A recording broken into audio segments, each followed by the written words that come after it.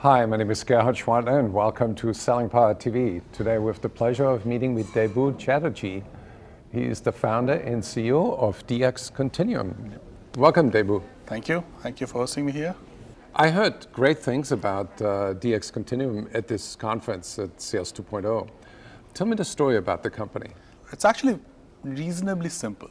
It goes back to my days when I was running a business unit in Fair Isaac, catching actually bad doctors, bad dentists, and bad pharmacists using healthcare records. So, I would look at the sales funnel and my salespeople would predict I have a 70% probability of closing a deal, as $1 million deal, and I'll get 700K in expected revenue. The reality is that you either win a deal or you don't win a deal. There's no really 70%.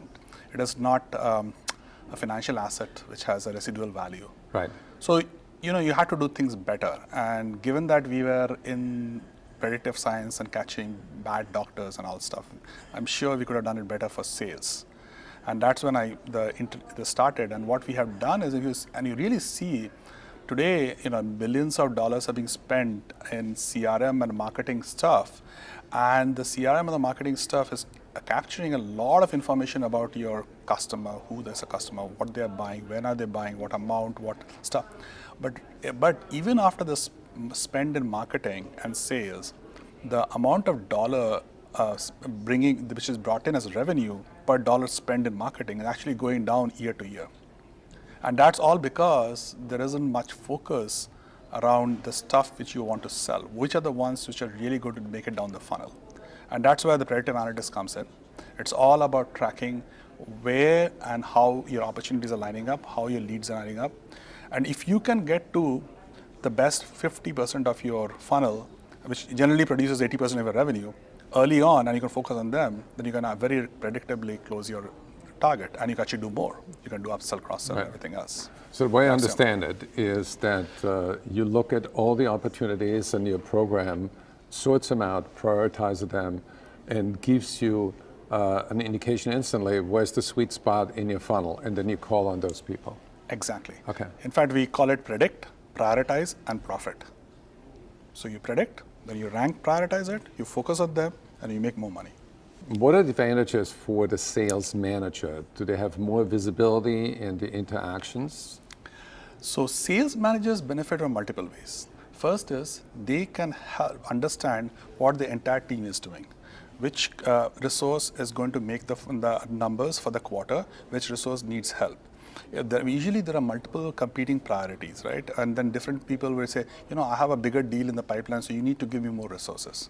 Now, that deal may not actually make it in the quarter, but another deal may actually make it. You really want that deal to actually be supported, because for you as a manager, you really need to make sure that the entire team makes their numbers.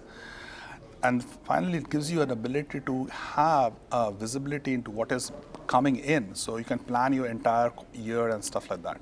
And if you have some white spaces, for example, you have some stretch goals which you want to achieve, then we have the ability to help you get to the right pricing, right? You don't want to discount too heavily. The deal desk, if you know that most deals at this closes at 80% of the revenue, then why would you discount it to 70%? You're losing 10% of your revenue right there. Right. Or you can upsell and cross-sell. Right. Who is your ideal customer? The ideal customer is a sales organization, or basically the head of sales, chief revenue officer, or somebody who runs a business unit but has a revenue responsibility. So anybody who has, at the end of the day, needs to make sure that money comes into the bank timely and a predictable way, right, and everybody is working towards that, right, would benefit from this, right, because nothing changes. We just right, go. No, you don't have to make any changes in your sales. So process. what results can you expect in terms of forecasting improvement? So let me give you an example of a real customer, right? So we have been live with Adobe's print and publishing business unit. They used to get 5 times more leads than they could pursue. Now with our solution, they have been able to focus on the best leads which comes in. The conversion has actually gone up 70%, from 5.5% to 8.2% quarter over quarter. And because of that, their actual lead closing time has come down by 20%, from 18 days to 14 days. And I think their average sales price has also gone up.